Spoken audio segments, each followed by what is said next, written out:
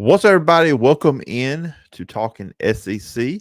I'm your host, Phillip Jordan, in studio host and producer of Doesn't Football on 96.9 The Legend and Auburn Rider for Last Word on College Football. We're going to do this every Wednesday, a Talking SEC episode where we will look at the SEC. Next week, we'll go over some games, my thoughts, probably about 4 or 5 big takeaways from the week. We'll have a guest, either someone that covers the conference as a whole or covers a team like we will today. And then, of course, we will pick the games at the end of the show. Try to keep the show around the 30 to 35-minute range. Get in, get out, get some good SEC conversation going for you. On today's show, I will be joined by Zack Nagy. He covers LSU for Sports Illustrated. We will just look at LSU, the excitement around the team. This team's kind of flying under radar, too, I think. I think it's one team, for once in a long time, we're not talking about LSU a lot.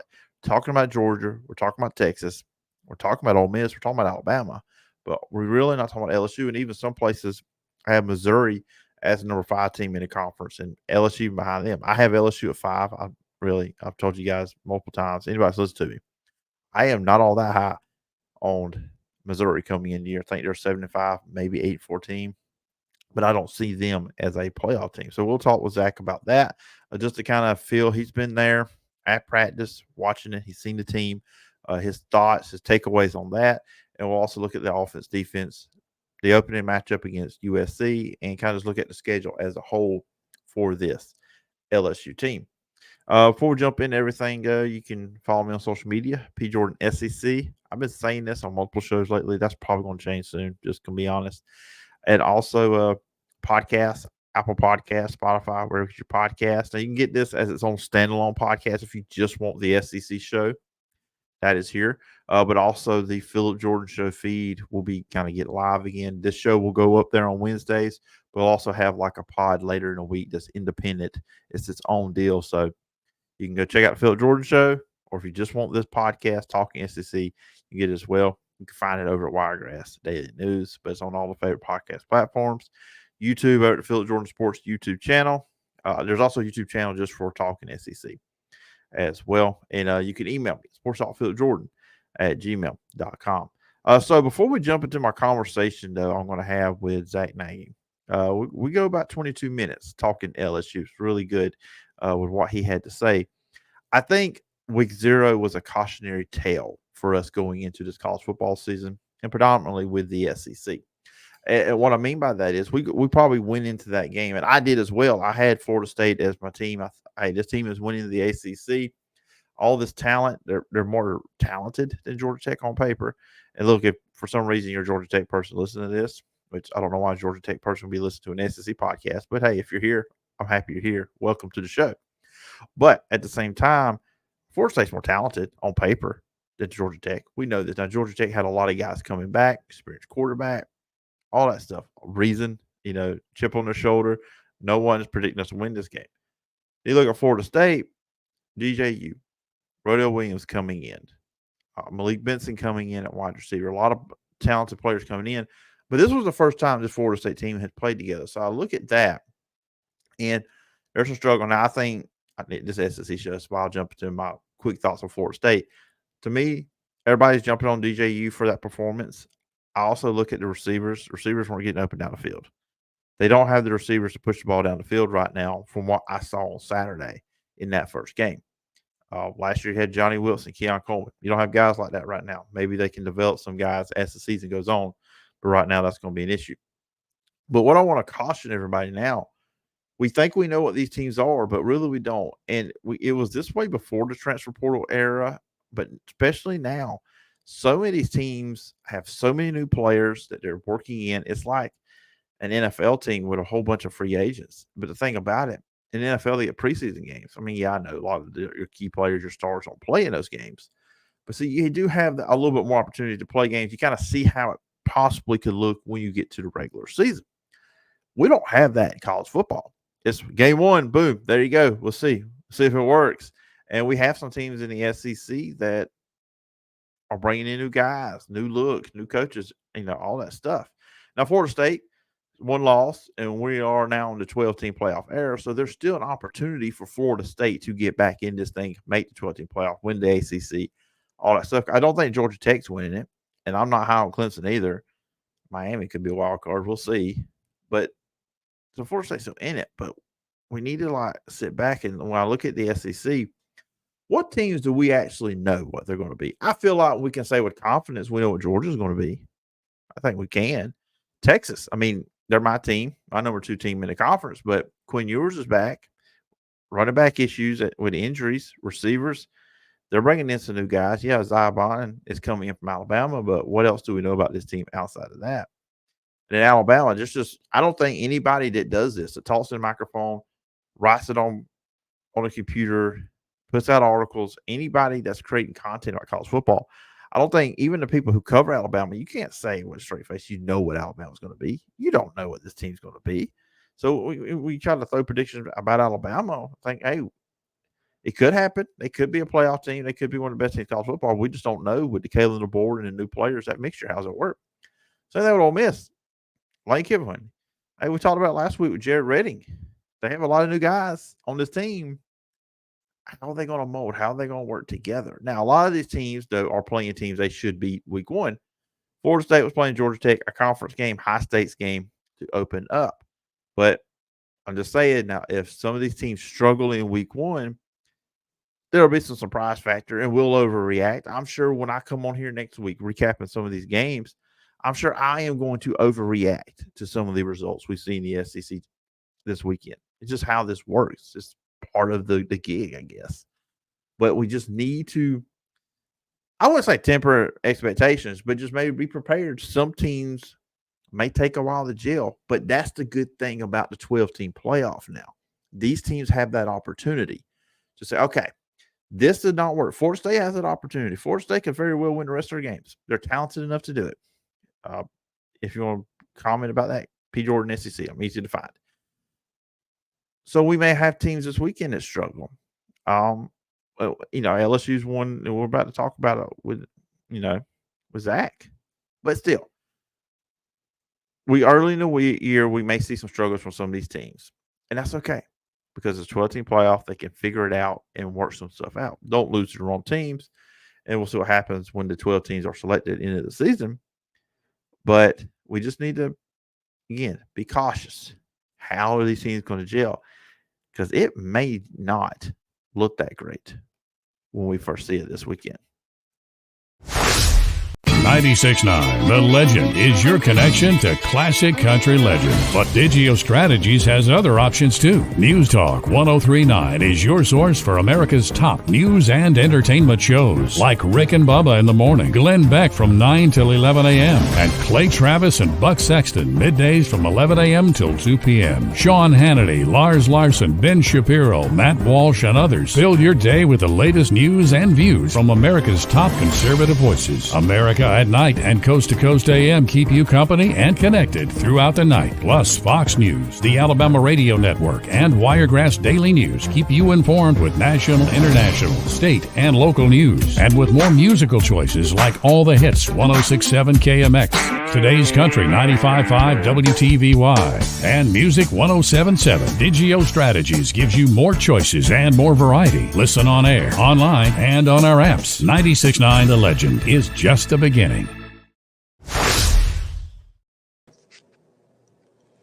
Everybody joining me right now. We're going to talk all things LSU football. Zack Nagy, you can check him out, publisher of LSU Tigers over at Sports Illustrated. And Zack, it's the week. College football season is fully here this weekend. It's a great time. I appreciate you coming on. Yeah, no doubt. I appreciate you for having me. And look, football's finally back. We've been sitting back waiting for this for months now. And fall camp's in the rearview mirror. LSU's been putting in some work, man. Brian Kelly gave us a ton of media availability over the last month or so. So anything you need, we got it over here. It's been a nice last couple of weeks of fall ball, but now it's time for the real thing in Las Vegas this weekend. Yeah, absolutely. Obviously, one of the marquee matchups, particularly when it comes to the SEC teams coming up this weekend. It just feels like going into this season, it feels like LSU's kind of more flying under the radar compared to previous years. When you look at the SEC, just coming out of SEC media, a lot of people are obviously high on Georgia, Texas, Ole Miss, Alabama, those last two, kind of wherever you want to put them. And then even some people having Missouri fifth, but I feel like LSU's just really just flying under the radar. I would agree with that just because, you lose your 3 first rounders, Neighbors, Brian Thomas, not to mention Jaden Daniels, and then you revamp the entire coaching staff. There's not a lot of people necessarily having high expectations for this team. And for me, just being somebody who has a chance to watch them at day in and day out, look, I have high expectations for this team. I know we're going to get into the thick of things in a little bit. But for me, man, I think it's a college football playoff or bust season for them. And despite what, national media and everybody wants to say, they're obviously they can have their opinions. Everybody can. But for me, getting the chance to see them over the last couple of weeks, I've seen a lot of steps taken in the right direction. I have high expectations. I think they're going to kind of sit back and impress some people, shock some people, and hopefully make that college football playoff. But like you said, look, Alabama, Texas, etc. A lot of other teams in the SEC, there's a lot of heavy hitters, but I think LSU is going to be a team that can surprise a lot of national media members for sure. I agree with you too. And look, I don't have one behind Missouri. I'm actually not too big on Missouri going into this upcoming season just because of Cody Schrader. And hey, LSU's got their defense coordinator now, so that was another big thing there. But and you've been around this team, you've been around practice. Just what's the feeling around this team right now, in your opinion? Look, I think the main word of fall camp, if you could pick one out, would be consistency. It's just really about finding that consistency on both sides of the football. We know offensively they're pretty much going to be set once again. You bring in 3 receivers, Kyron Lacey, Chris Hilton, CJ Daniels. You have your weapons on the outside for Garrett Nussmeier, and then you return 4 to the 5 starters from a season ago on the offensive line. So, look, you're going to find that consistency. You're going to get in your groove on offense, but now it's about seeing what you can do on the other side of the ball. You really have a lot of improvements that need to be made in the trenches, the secondary, et cetera. So for me, just being around the team over the last couple of weeks is just seeing them start to form that consistency. And they really started to do that. And you kind of alluded to the fact that they have their defensive coordinator now. Blake Baker's a guru, and he has these guys playing with so much passion and intensity. I'm really impressed with what I've seen from them, from that side of the ball in general. So, yeah, it's really just about forming that consistency, bringing it day in and day out. And from there, the rest will be history. I really think that if they can form that, look, the sky's the limit for this team. Usually when you lose your Heisman Trophy winning quarterback, it's time for panic. But Garrett Nussmeier, because I think a lot of people remember when he came in the second half against Georgia in the SEC championship game after during the 22 season, and then played great in the bowl game. 395 yards, 3 touchdowns, 1 interception against Wisconsin. But kind of continue with you being there, seeing this team in practice in fall camp.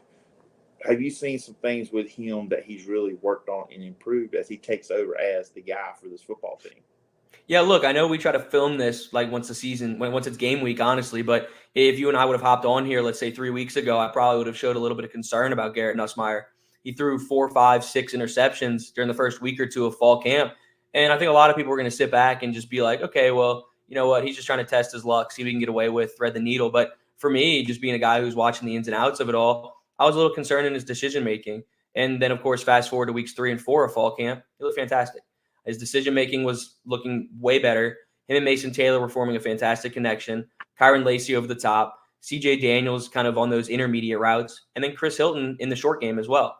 So I started to see him really start to hit his stride.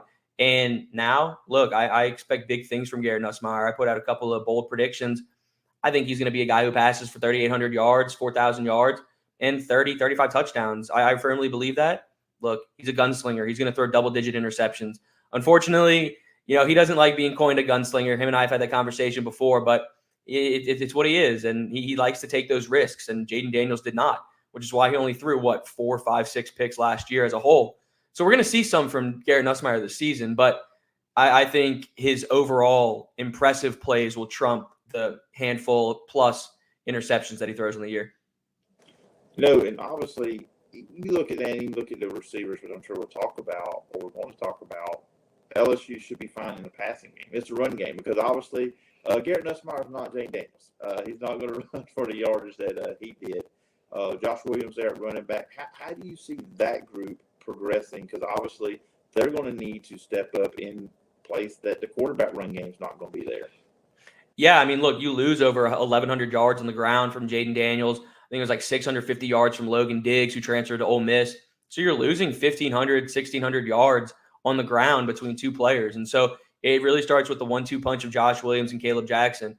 And, man, Caleb Jackson, everybody's going to talk about him as kind of, this power back. And he is that. He's put on 35 pounds since he got on campus. I mean, he's sitting there 6 foot, 235 right now. I mean, he's an absolute monster on the football field. But it's going to be a 1-2 punch between him and Josh Williams. Josh Williams is your 6-year, your 6-year running back. He's a pass protector of the highest degree, and he's starting to show kind of those glimpses of athleticism as well. And then you have him being your savvy veteran in the running back room, and then you throw in a youngster like Caleb Jackson. I mean, I think it's a recipe for success. And we've seen the run schemes be very different. We're starting to see Will Campbell get out on the outside and pull and lead in that regard.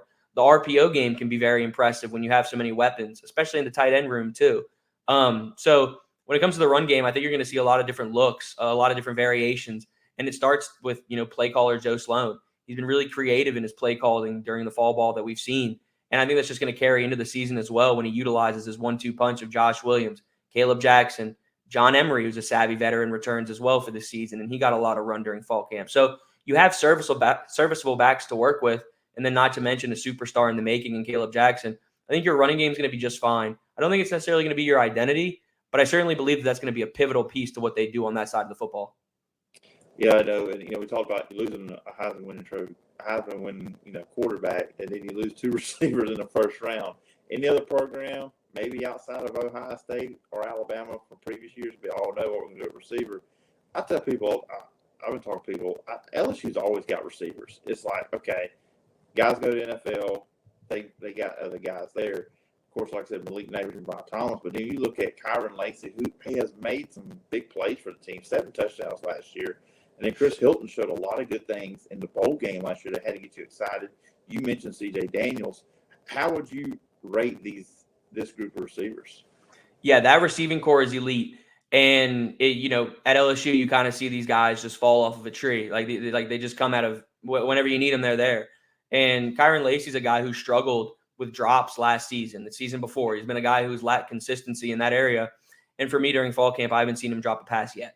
I mean, he's just been absolutely elite, and he's been physical, and he's gone up and gotten just about every ball thrown his way. So Kyron Lacey comes in as your clear-cut wide receiver 1, and I've been really impressed with what he's provided, and it's really about the maturation of him. He's grown off the field as well, and Brian Kelly's talked about that on several occasions. He wants to be that next receiver in line. He wants to come after Brian Thomas, Malik Neighbors, Justin Jefferson, Jamar Chase. He wants to be in that category, and it starts with what he's doing off the field as well, and he's growing a lot of camaraderie with his teammates. And look, his play speaks for itself. I think a lot of people are going to be pleasantly surprised in what he provides his team this year. And Garrett Nussmeier is a gunslinger. He'll bomb that ball down the field and make Kyron go make a play. And then get into the other guys like Chris Hilton, C.J. Daniels. They're the perfect pieces to this offense that you need. C.J. Daniels can be worked in an intermediate route, screen game, you name it. He can be effective there. He's one of a few players to return to college football this season who had 1,000+ yards last year, double-digit touchdowns. I mean, he's a lethal weapon, and for LSU to go out and get him just adds to the embarrassment of riches that they have in that receiving core. And Chris Hilton is just all about staying healthy, man. Like, this is a guy who has been unable to stay on the field. I mean, right now he has a bone bruise in his ankle, and he's questionable for this weekend already. So it's just about him staying healthy. And if he can do that, I think he's going to be a lethal weapon for Garrett Nussmeier. They both came in together in the same recruiting class. They've generated a lot of consistency, a lot of reps together with the backups over their time in Baton Rouge. Now it's about seeing it go to the field. Now it's about seeing them do it in an in-game situation. Chris Hilton's a speedster. He can go over the top and make plays. He can also be worked in the screen game as well. He's electric with the ball in his hands. So that trio of receivers gives Garrett Nussmeier just some impressive weapons to work with this season. Yeah, and of course, let's look at the defense. I mean, that's the big thing going into the season. I mean, they can't get any worse defensively. You can only go upward. And you bring in Blake Baker. And just looking at some things he did at Missouri, he was in 2021, he was still there at LSU. He was linebackers coach. Gets the Missouri defense coordinator job. In 21, they were the 13th worst defense in the SEC, giving up yardage and points. And then just last year, 4th in yardage allowed, 6th in points allowed. Big turnaround he had there at Missouri. So now you look at it, I'll just say what it is. You expect to have more talent at LSU than you would at Missouri. That's just a given. How do you see this defense, not just, obviously from a number standpoint, more X's and O's? How different will this defense look versus what they had the previous 2 years with Brian Kelly? Yeah, look, kind of hitting on what you said before, man. It cannot get worse.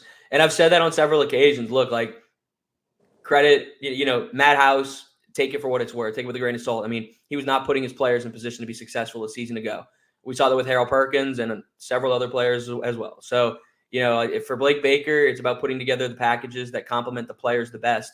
And, it's kind of the main question that you're asking me is, are the players being put in position to be successful? And the answer to that is an astounding yes. And it starts with Harold Perkins. I mean, that's the engine that makes that defense go. And for me, the blitz packages that Blake Baker has in his arsenal are tremendous. We're seeing Harold Perkins just go out and get shot out of a cannon on every single play, but he's also allowing him to drop back in coverage as well and make plays there. So he's really allowing him to play free. And look, he's going to be wearing number 7 this season. And I think, to me, like you got to ball out in that jersey. I know obviously his playing is going to do all the talking, but when you're wearing a jersey like that too, you have to be a guy who shows out. And look, I think he's going to do just that. But getting off the Harold Perkins bandwagon, because it's hard to not be on that. Look, the team's playing with passion and intensity, and I think that's a thing that they lacked a season ago. These players want to play for Blake Baker. They want to show out for Blake Baker. They want to make this team better. And I think as they continue trying to get over the hump, they're going to take that next step. It's impossible for them not to. Blake Baker's an X's and O's coach. He's put together really, really good schemes. We're starting to see them do a lot more nickel kind of packages, dime packages as well. There's a lot of different variations that they're throwing at the offense. And Garrett Nussmeier talked about it too. I mean, during a press conference a week or two ago, he said you got to start putting some respect on the defense. And I think you're going to start to get that respect kind of, let's say, right before SEC play. Hopefully they can hit their stride. But this is a group that has the makings of taking that next step and really, really being impressive. Well, there's 2 numbers at LSU. You got to ball out. It's number 7 and number 18. If you're one of those 2 numbers, you got to put up the numbers, and they got guys that are going to do that. And that number 7, always, the great players throughout the years at LSU that's worn that. Secondary, and that was something that was always something that we always had the arguments between Ohio State and LSU. Who's DBU? I'll say it was probably LSU.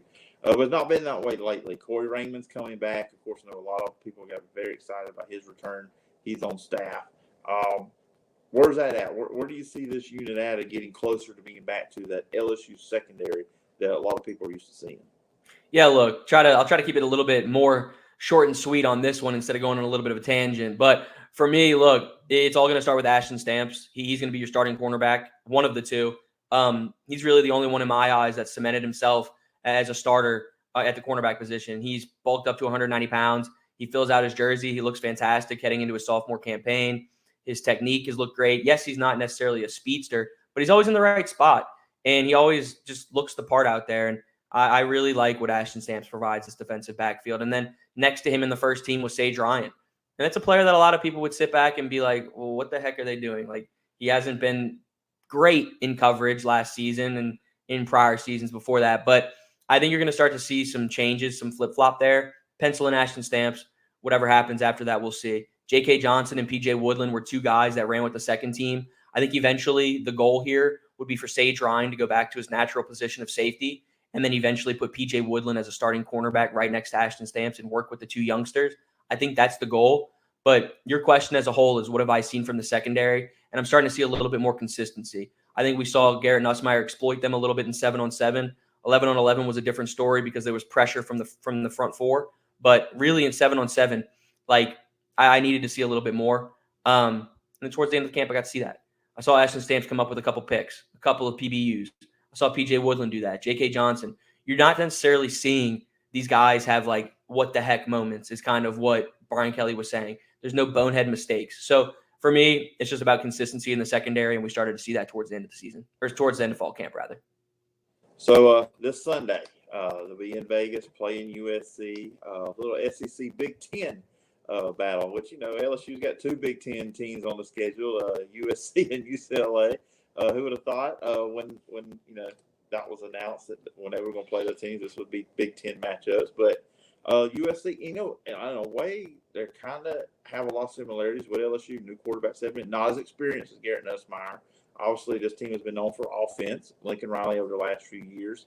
Defense has been very, very bad with this team. Miller Moss is the quarterback, it seems to be, for USC.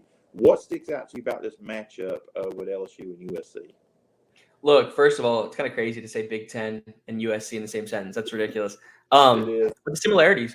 I mean, when you look at it on paper, like you said, they're very similar teams. Lincoln Riley, Brian Kelly, both in their 3rd season with the new programs, new quarterback, kind of new look defense in a way, new coordinators, et cetera. The list goes on and on. So that's kind of what sticks out to me like a sore thumb is just kind of, let's say, a new look program. and then as well as new coordinators. So those are the things that stick out to me like a sore thumb. And then I look at the trenches as a spot that's going to be where the game's kind of going to be won or lost. And it's kind of a cliche answer. I think everybody kind of sits back and says that games are won and lost in the trenches. But for me, I want to see what this new look USC defensive line brings to the table. We know that LSU's offensive line is elite, and it's nothing short of that. You return 4 to 5 starters from a season ago, headlined by Will Campbell and Emory Jones, which is the top 2, in my opinion, tackle duo in America. And look, I think Will Campbell is going to eat. I think this is a guy who can dominate from beginning to end with no hiccups.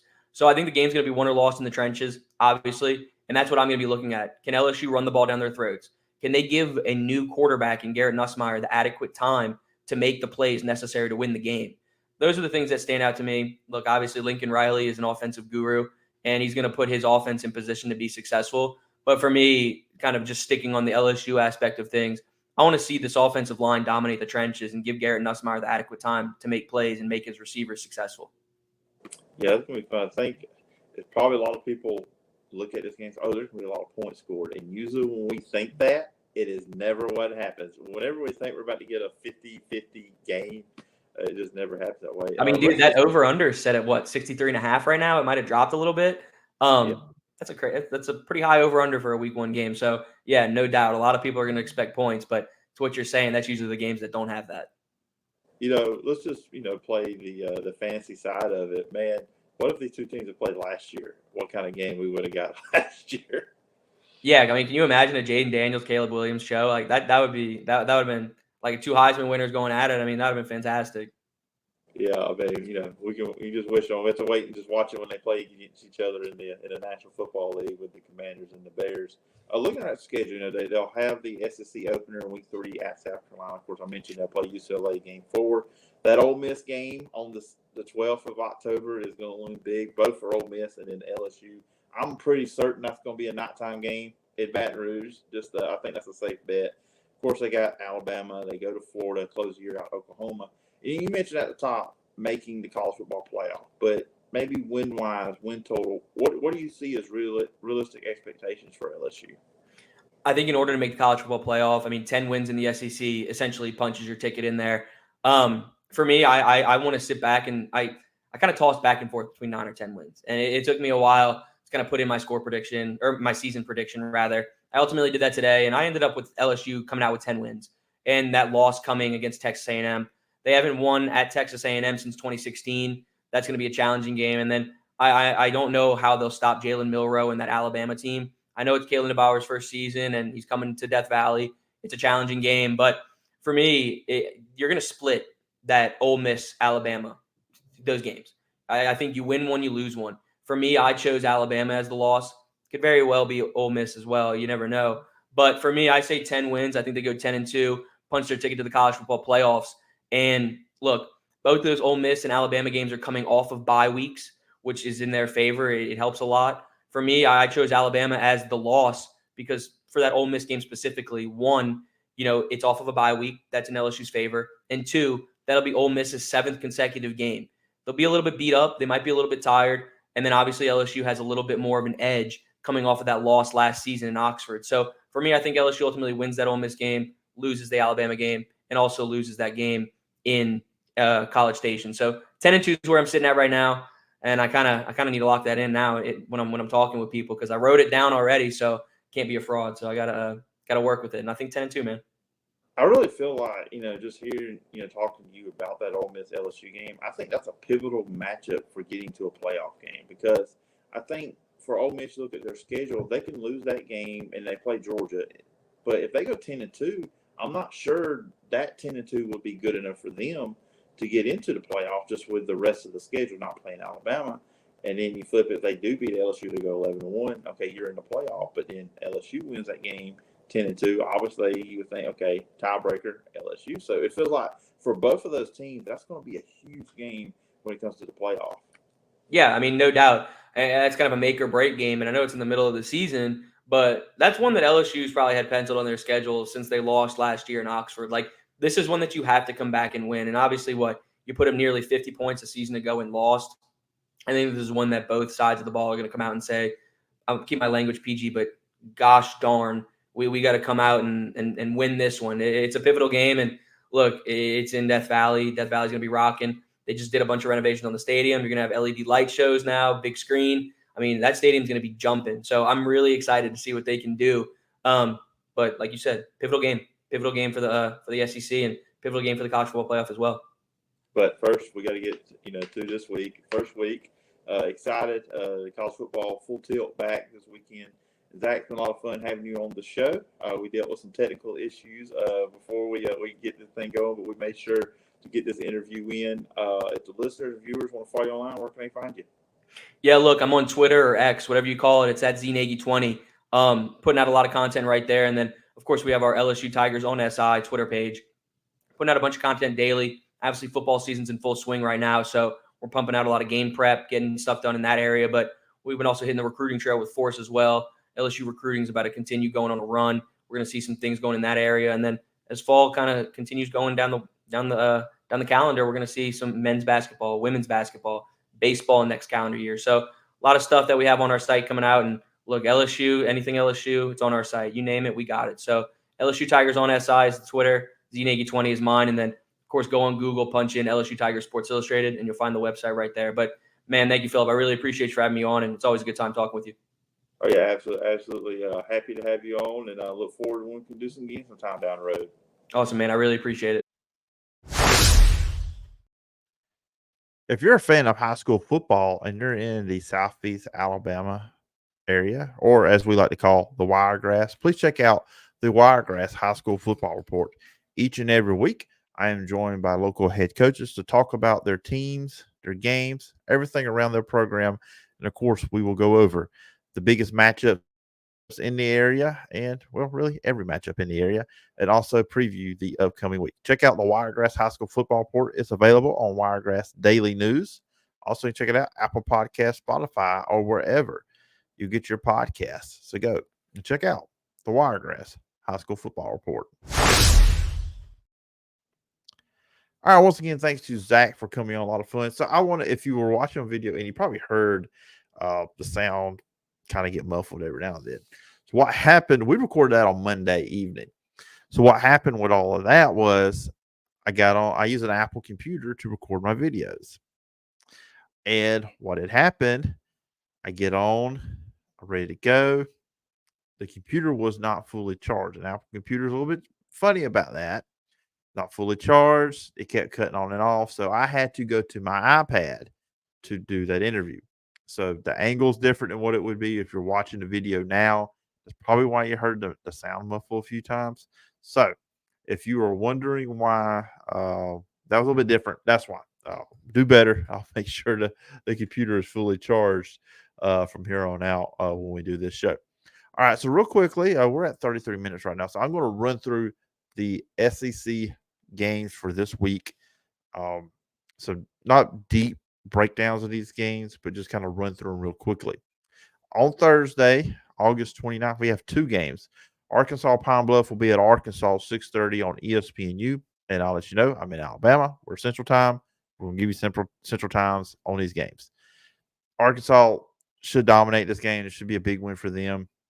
See how the new look offense looks with Bobby Petrino. I've said this throughout all season. I think by midseason, Sam Pittman will be no longer the coach, and I won't be shocked if Bobby Petrino becomes the interim coach there. Murray State will be at Missouri, 7 o'clock on the SEC Network. Missouri is a 48-point favorite in this one. We'll see how the new running backs, Marcus Carroll from Georgia State and Nate Noel from Appalachian State, do in this one. I'll be very intrigued by that. I'm not high on Missouri because our defense coordinator, Blake Baker, is now at LSU, and the running back situation, Cody Schrader. He was so much of this team.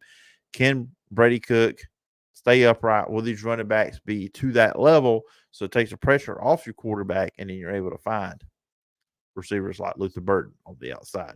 On Friday, August 30th, Temple will be at number 16, Oklahoma, at 6 o'clock. ESPN. Oklahoma is a 42.5-point favorite. Inexperienced offense for Oklahoma. This is a game they should win. Quarterback Jackson Arnold gets some rep, gets some experience. But the defense this year for Oklahoma should be really good. A lot of experience coming back from that group. Now let's jump into Saturday at 11 o'clock. Number 14, Clemson will be playing number 1, Georgia. ABC, Aflac kickoff game.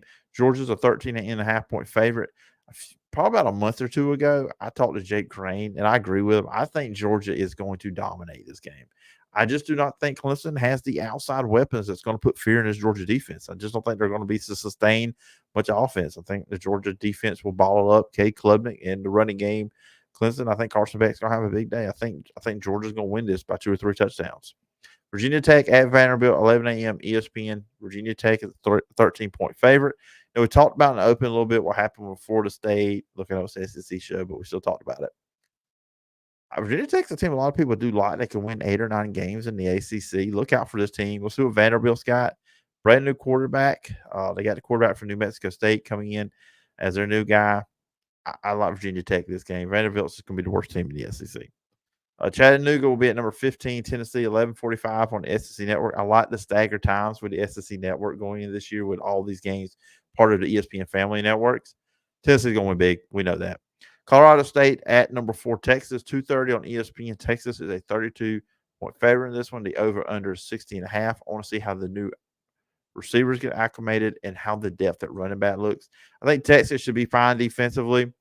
And then let's all hope. Let's hope it's a big outcome. Then we get to see some Arch Manning in the second half on that one.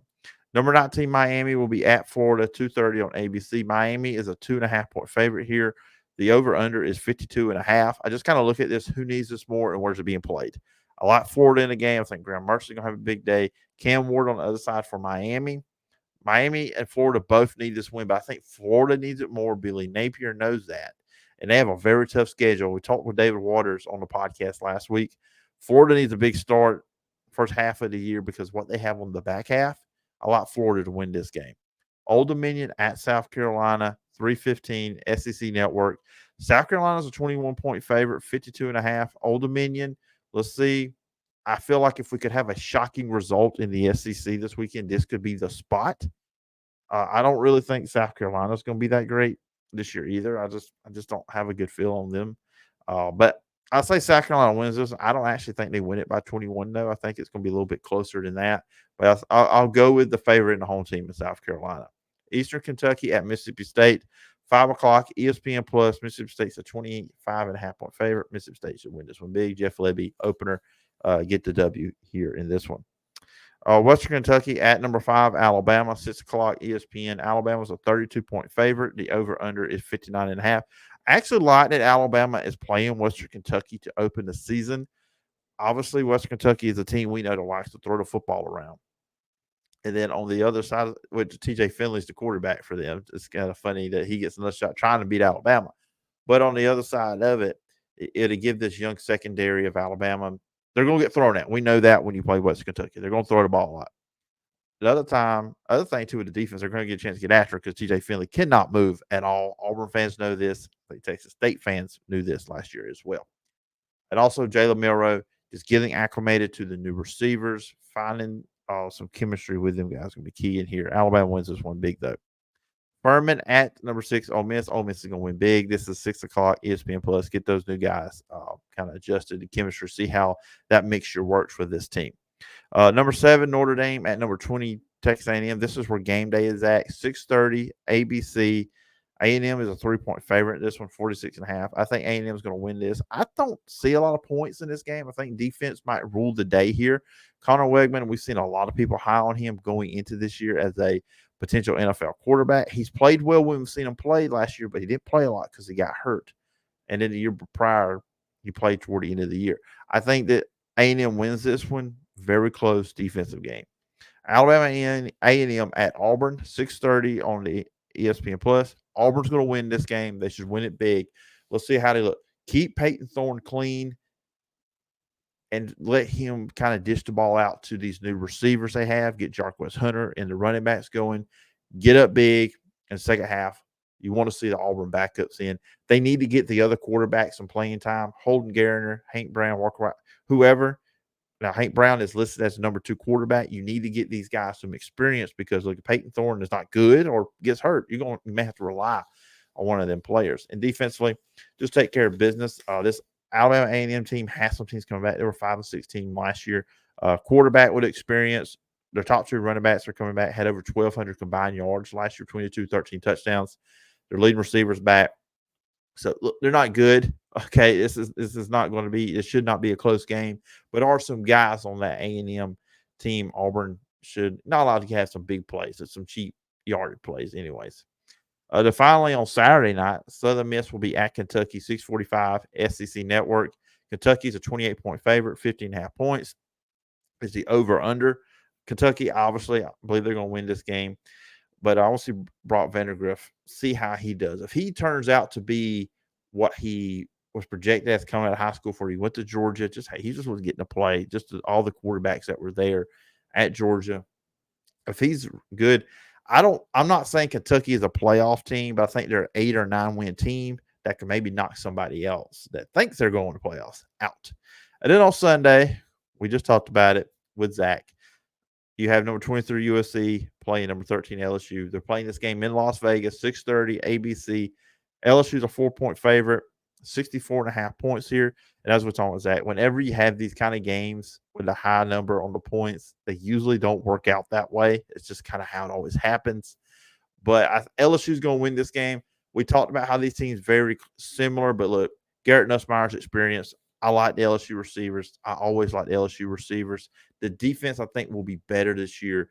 I just think there's a little bit more question around Southern Cal with their quarterback situation, obviously, versus what LSU's quarterback situation is. I'm going to go with LSU. And as bad as LSU's on defense, Lincoln Riley cannot recruit or develop or coach or anything with defense. I'm going to go with LSU to win this one by 10 points. And that's going to do it for Talking SEC. We try to keep it 30, 40 minutes. We've got a little bit over 40 minutes here. So hope you're still hanging out with us as we close it up. Again, follow me on social media at PJordanSEC. It's at the top. That may not be the Twitter handle much longer, but it should be when you're listening to this. You find the show on all your favorite podcast platforms, Apple Podcasts, Spotify. You know what to do. And also over at Wiregrass Daily News, YouTube, the Phillip Jordan Sports YouTube channel. It's over there as well. You can email me at sportstalkphilipjordan@gmail.com. Also, go subscribe to the Phillip Jordan Show podcast. Other cool shows and interviews and stuff are over there. And Last Word College Football. Go check it out. Anyways, guys, I hope everybody has a great rest of their day. We'll be back on the Phillip Jordan podcast and on this YouTube channel with another podcast. We're going to be talking Troy Trojan football with John Johnson from the Dozen Eagle. Anyways, till next time. Bye-bye.